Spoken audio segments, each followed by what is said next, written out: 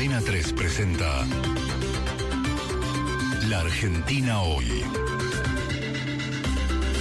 Sergio Supo entrevista a los protagonistas de la Argentina. Ideas y acciones de los hombres y mujeres de la política, del empresariado argentino, de la ciencia y tecnología, de la cultura, el arte y la comunicación. Bienvenidos a La Argentina Hoy.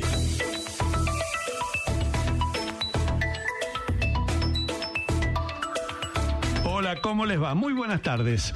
El gusto de reencontrarnos una vez más en La Argentina Hoy, como cada día, para encontrarnos con un personaje, con una personalidad, con un tema que hoy tiene que ver con la cultura. Y ustedes me dicen, pero ¿estás seguro que vas a hablar de cultura hablando de comida? Estoy más que convencido de que hablar de lo que comemos y cómo lo comemos y dónde lo comemos tiene mucho que ver con nuestra idiosincrasia, y la cultura es, en términos amplios y en muchos sentidos, las cosas que hacemos y las cosas que compartimos como vida en sociedad.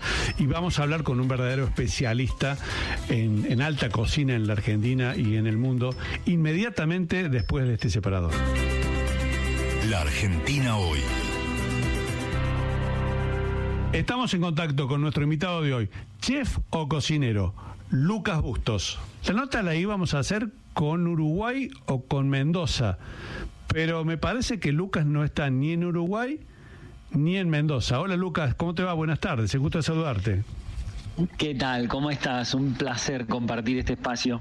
Estamos hablando con Madrid. Es correcto, yo ahora estoy en Madrid. Le vamos a decir a los oyentes de Cadena 3, salvo a los de Mendoza, que seguro te conocen bastante mejor que los del resto del país, que Lucas Bustos es un cocinero o chef. Lucas, empezamos por ahí. Mira, el oficio es cocinero. Nosotros lo que hacemos es artesanal, es trabajar con las manos y es ejercer un oficio de miles de años, que es cocinar para la familia, en primer lugar, para amigos y después, por supuesto, para todo aquel que se siente en nuestra mesa. Bueno, estamos diciendo que Lucas Bustos es un prestigioso cocinero que empezó en su Mendoza natal, donde tiene restaurantes, uno realmente muy importante, en una bodega tan significativa como Trapiche. Este verano volvió a Punta del Este, o mejor dicho, a La Juanita, en la zona de José Ignacio, donde fue un verdadero éxito el restaurante. Y ahora, Lucas, estás en Madrid en tu nuevo restaurante, ¿cómo se llama? Es Gurisa también. A ver, Gurisa es una marca mía personal que tiene que ver con una etapa donde durante muchísimos años, ahora estoy cumpliendo 20 años en mi restaurante en Tupungato, en Mendoza, en La Tupiña, donde muchísimos años hemos recibido a gente de todo el mundo para contarles a los que visitan Mendoza de qué se trata la cocina en Mendoza, de qué se trata cocinar en el viñedo y de qué se trata nuestra historia y nuestra cultura de cocina. Y la verdad es que estoy en una etapa donde creo que está muy bien contarle a quien visita Mendoza de qué se trata Mendoza, pero yo tengo ganas de contar afuera de qué se trata Mendoza. Entonces, el llevar mi cocina a José Ignacio, a Punta del Este, es porque es un punto de reunión de toda Latinoamérica y más allá también, donde te visita gente de todo el mundo, y el hoy instalarme en Madrid, que es considerada por muchos la capital gastronómica del mundo en este momento, tiene que ver con eso, con contar nuestra cocina argentina y nuestra cocina mendocina en una ciudad que hoy conjuga desde lo más tradicional a la última vanguardia. Eso te iba a decir, hay que ser como Diverso, sí, o El Botín están acá en Madrid. Claro, eso te iba a decir. España, de alguna manera, en un principio los vascos, si yo no me equivoco, de alguna manera desplazaron a los franceses del liderazgo de la vanguardia de la nueva cocina en el mundo. Y como decís vos, Madrid se ha convertido en una gran capital gastronómica, y me parece todo un desafío, casi una provocación provocación que un argentino vaya y plante su cocina en Madrid. ¿Cómo te está yendo? Mira, estamos muy contentos, la verdad es que ya venimos hace varios meses cocinando y atendiendo gente y haciendo ensayos y pruebas y eventos y cosas, y estamos muy contentos, tenemos muy buena recepción y creo que hay varios argentinos que están haciendo las cosas muy bien por estos lados, algunos acá en Madrid como Javier Briqueto, que tiene una parrilla y le va fantástico. Y otros en el País Vasco, digo, vos mencionabas a los vascos en esa generación del 70 que cambió la cocina de Occidente, y hoy tenés a tipos que dirigen las cocinas más importantes del País Vasco, y de hecho tenés a Paulo Airaudo, que es cordobés y que maneja Amelia con 2 estrellas. Claro, y sí, está con la Greco en Francia, y hay un montón de grandes cocineros argentinos que están haciendo una carrera extraordinaria a lo largo del mundo. Pero me gustaría, Lucas, volver a Mendoza y volver a tus principios. ¿Cómo, sos un hombre joven, cómo empezaste? ¿Por qué decidiste que ibas a ser cocinero? Mira, la historia familiar por ahí es simpática, pero en casa somos muchos hermanos varones, todos con carreras muy tradicionales, porque la familia un poco planteaba eso, y todos seguíamos. Yo tengo un hermano médico, un hermano odontólogo, un hermano ingeniero civil, un hermano economista, y yo, después de pasar por muchos colegios, creo que mis padres entendieron que me tenían que buscar alguna alternativa un poco más blanda a la hora de no meternos, no encasillarnos en la educación tradicional, y en ese momento surgió la cocina y me pareció un super plan viajar por el mundo y cocinar y disfrutar, y después, cuando me di cuenta lo que realmente era la cocina como profesión, como oficio, ya me había enamorado, así que fue muy fácil seguir adelante. Es una historia bastante parecida a la que nos contó acá en Cadena 3 Jorge Rodríguez, que es el chef del Papagayo acá en Córdoba, que siendo santiagueño vino también casi por un mandato familiar a estudiar abogacía, se convirtió en abogado, pero también en paralelo estudió cocina, y es hoy uno de los grandes cocineros que tiene el centro de la Argentina. Sí, por supuesto. Lucas, los cocineros muchas veces hablan de su estilo, de su forma, pero a mí me interesa mucho cuando hablan de los productos con los que cocinan. ¿Qué importancia le das vos a los productos del lugar para cocinar, y cómo a partir de ahí vos desarrollás tu trabajo? Mira, a ver, es imposible sacar de la cocina algo mejor de lo que vos ponés en la cocina, con lo cual, digo, si no te enfocás en la materia prima, es muy difícil lograr productos memorables. Entonces, le damos toda la importancia, creo, todos los cocineros. La diferencia por ahí está en que cuando uno tiene la suerte de estar en el segmento donde nosotros trabajamos, los cocineros que vos has mencionado, por ahí uno tiene otras posibilidades a la hora de elegir esa materia prima, porque los presupuestos te lo permiten. Entonces, por supuesto que cualquier plato parte de la mejor materia prima que vos puedas conseguir. Y cuando estás en lugares como España o Mendoza, que tenemos muchísimo en común, la importancia que se le da en nuestras familias, en nuestra cultura, en ese bagaje cultural que traemos de abuelos y toda la importancia que se le da a la comida es altísima. Hay sociedades donde no existe el ritual nuestro de sentarse a la mesa, de compartir con la familia, de tomar un vino, de la sobremesa, del cocinar en familia. Del evento que significa todavía hoy el domingo, el domingo familiar. El domingo, el asado, las pastas, el que prende el fuego porque hace asado, o el que está, no sé, el que tiene la suerte de tener una abuela amasando y estirando ñoquis en una mesada. Ese ritual que para nosotros es muy importante, en culturas como la española también es muy importante, en culturas como la italiana también es muy importante, entonces uno se siente muy cómodo porque se le da un lugar a nuestro trabajo central dentro de ese espacio social. Entonces es muy bonito. Yo no me imagino, si viene cocinado en los países nórdicos, es absolutamente distinto. Yo no me imagino ir mañana a poner un restaurante a Copenhague, claro, porque culturalmente somos muy distintos, pero sin embargo dentro de Argentina o España te vas a sentir en tu casa porque somos muy parecidos y tenemos esos valores familiares y esa escala donde el compartir con la familia está muy arriba. Por eso al principio cuando te presentaba lo hacía como pregunta y también como afirmación. La cocina es claramente un hecho cultural muy importante que nos da una determinada identidad, ni mejor ni peor que la identidad de los noruegos o de los suecos. Simplemente tenemos una identidad que hace que haya una mesa familiar, un lugar de reunión, y que la comida sea un punto de reunión y de encuentro y también de felicidad y de acompañamiento.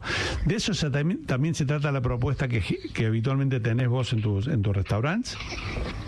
Sí, por supuesto que se trata de disfrutar y de disfrutar lo más posible y no existe una mesa si no la vas a compartir. Incluso te das cuenta que la gente que por ahí uno ve que se sienta a comer sola, hay un disfrute y en algún momento lo va a compartir con alguien, en algún momento lo está posteando o lo que sea, pero hay un disfrute en esa persona y en ese sentarse a comer bien, en ese sentarse a darnos la posibilidad a nosotros de que te mimemos un rato, que es muy bonito y por supuesto que tiene una cuota de hedonismo y que existe, pero que bueno, en la medida que se comparte y se disfruta en conjunto, deja de ser hedonismo para ser cultura, ¿no? Porque es compartido por un grupo. Cuando vos pensás en los productos con los que haces tu oferta, tu carta en Tupungato o en la bodega de Trapiche, ¿en qué productos pensás? O sea, estamos hablando de Mendoza, de los productos de Mendoza. ¿Qué productos pensás en Mendoza? Mira, Mendoza es, primero que es muy fácil entenderlo porque uno nació ahí, ¿no? Y se crió ahí. Pero lo que tenés que entender de Mendoza es que lo que te define es la cordillera de los Andes. ¿Sí? No es la longitud, sino no es la latitud, perdón, sino la longitud. Y cuando vos te ubicás al pie de la cordillera de los Andes, te das cuenta que nuestra estacionalidad y nuestros productos tienen que ver con esa montaña, tienen que ver con la dureza de los suelos, tienen que ver con esa geografía. Entonces, por supuesto que las carnes que vas a encontrar chivitos, pero vas a encontrar chivitos en esta época. ¿Y qué vas a encontrar? No te vas a comer un chivito recién destetado, porque las pariciones son en septiembre y después en noviembre lo vas a destetar y recién ahí vas a tener la carne más tierna.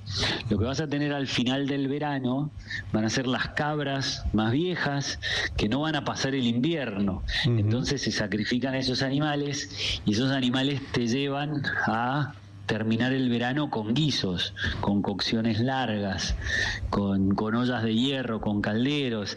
Entonces, cuando uno entiende la geografía y entiende por ahí la cultura de nuestro gaucho, que en la montaña es el arriero que, si nos vamos un par de cientos de años atrás, cruzaba hacia el cruce del ganado a Chile y tenía ese rol comercial, digamos, y es el tipo que sabía caminar por la montaña, que no cualquier vaqueano se ubica en las montañas y una mala decisión te puede costar la vida.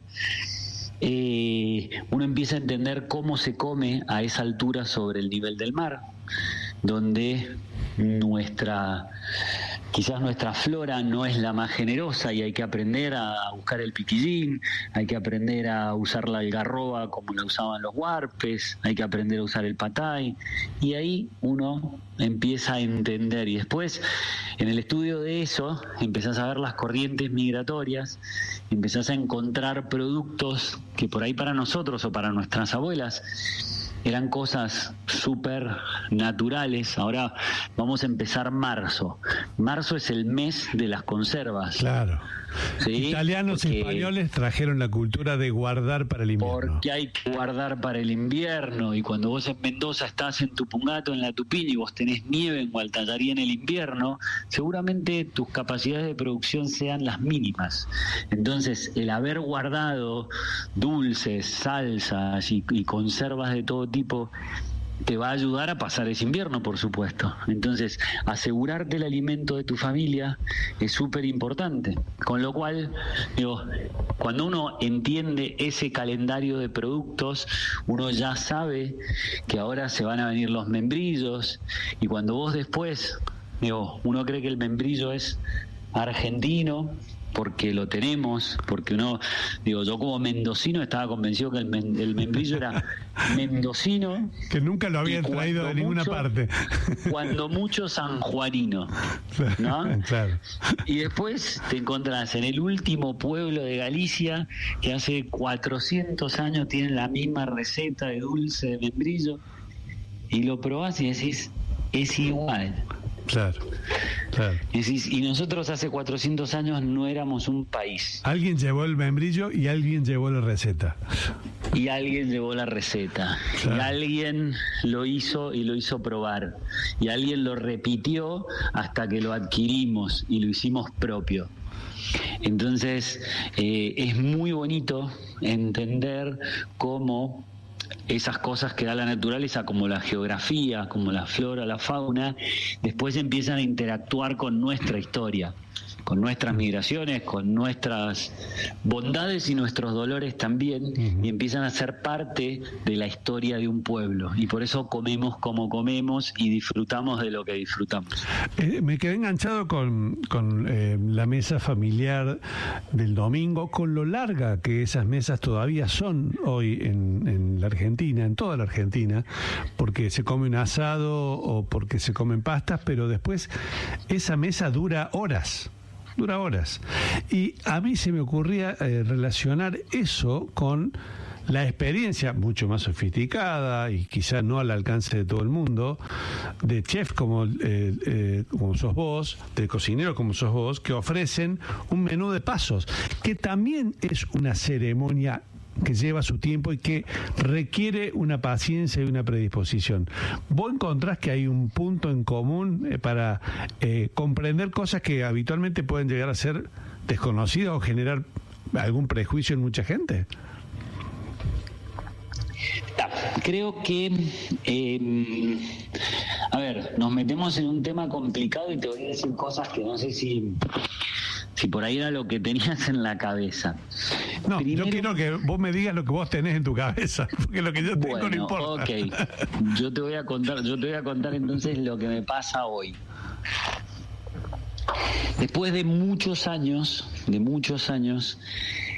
empiezo a ajustar, y creo que también con la madurez profesional uno empieza a ajustar ciertas cosas. Primero, que creo que el formato de menú degustación hoy no es lo que a mí me hace feliz o me llena. Uh-huh. ¿Por qué? Porque entiendo todas las virtudes que tiene para el cocinero, porque vos te podés preparar y perfeccionás un plato, y a través del ensayo y error pulís y llegás a ese objetivo que tenías, ¿sí? Pero me parece, y esto es una cuestión personal, que hoy los restaurantes más bonitos donde yo me siento a comer como cliente, como comensal, trabajan a la carta, y eso da libertad. Y hoy creo que desde mi punto de vista profesional es mucho más interesante jugar con la libertad y la capacidad de elegir de mis comensales que centrarme en mi propuesta, en lo que yo quiero hacer y en mi menú de degustación. Entonces estoy en otra etapa profesional. Sí entiendo que, planteado hace muchísimos años, en Mendoza en particular, el vehículo del menú degustación era lo que nos permitía hacerte probar un montón de vinos que si no, a la carta no los hubieses probado. Sí, pero una cosa no debería quitar la otra, ¿o no?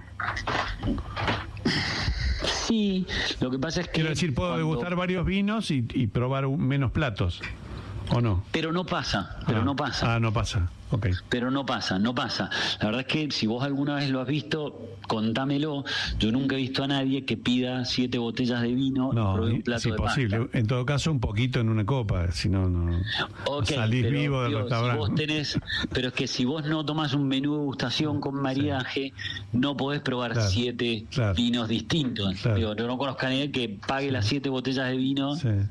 ¿Sí? Entonces, la manera de llevarlo a cabo, en el objetivo de una bodega que quiere que vos pruebes vinos que no vas a probar en otro mercado, es que todos hagan más o menos lo mismo, entonces poder compartir esa botella de vino entre todos. Lucas, ¿sí? Te quería preguntar, no me quiero quedar sin tiempo sin preguntarte la adaptación que hiciste de un terruño, de un lugar tan específico como la montaña y la determinación que los Andes generan en Mendoza, con la adaptación al que haces para ir y poner tu oferta, tu propuesta junto al mar en Punta del Este, en José Ignacio, o en una ciudad mediterránea semidesértica como Madrid.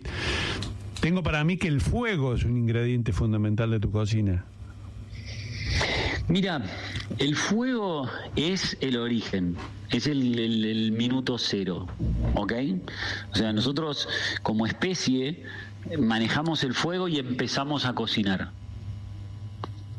¿ok? Sí, totalmente. Y el fuego nos dio protección, nos dio un lugar de reunión, nos dio un montón de cosas, pero nosotros cocinamos a partir de usar el fuego. Entonces, cuando vos te pones a estudiar para atrás, llegás a que hoy podemos usar un runner y transmitir temperatura por agua adentro de una bolsa de vacío, bla, bla, bla, sí, ok, con una precisión milimétrica, pero para llegar a eso primero manejamos el fuego. Entonces, me llamó mucho la atención el volver al fuego. Hace muchos años, toda mi vida he cocinado con fuego. Ahora, ¿qué me pasa hoy? Hoy entiendo que en la misma cocina que yo aprendí, que hace muchísimos años viajó de España hacia América, y que hoy la traigo, en este caso yo, de vuelta de América a España, con algunas cositas más y otras cositas que se nos habrán perdido en el camino, pero somos la misma cosa, que ha ido viajando, evolucionando, modificándose un poco, sumando cosas, sumando experiencias, sumando información. Pero es muy fácil entender, o es muy fácil sentarse en Uruguay y entender todo lo que tenemos en común. Es muy fácil entender cómo la misma cocina y la misma gente, alguno tuvo la suerte de llegar a un lugar, otro a otro. Alguno tuvo, pero digo, son lugares donde tenés vino, donde tenés olivo, donde tenemos la misma gente, tenemos el mismo origen. Sí. ¿Y con Madrid te pasa algo parecido? Absolutamente parecido, porque como te decía, hoy nosotros podemos contar nuestra cocina de Mendoza a gente que no ha ido a Mendoza. Digo, el tipo que está en Mendoza, yo te puedo contar de qué se trata la cocina en Mendoza, pero ya estás en Mendoza. Sí. Buenísimo, digo, me encantó. Es más fácil entenderlo. Ahora, es mucho más fácil entenderlo y ya tenés la mitad del partido ganado, porque el tipo ya tomó la decisión, ya se tomó un avión de 14 horas y se fue hasta Argentina. Claro. Y se fue a Mendoza, porque llegar a Buenos Aires no es lo mismo que llegar a Mendoza. Digo, te queda un día de viaje si tenés que cambiar de aeropuerto en Buenos Aires y todo lo que eso implica. Sí. Acá le contamos Mendoza a gente que quizás nunca escuchó hablar de Mendoza, que quizás en sus planes, en su vida iba a estar el ir a visitar Argentina. Y quizás nosotros le cambiamos ese destino de vida. Quizás nosotros hacemos que esa persona o esa familia decida ir a visitar Argentina. Lucas, este reportaje, esta entrevista en Argentina Hoy no termina sin una última pregunta. Y yo espero no ponerte en un aprieto porque no te avisé cuál era la última pregunta. Habitualmente no avisamos cuál es la última pregunta.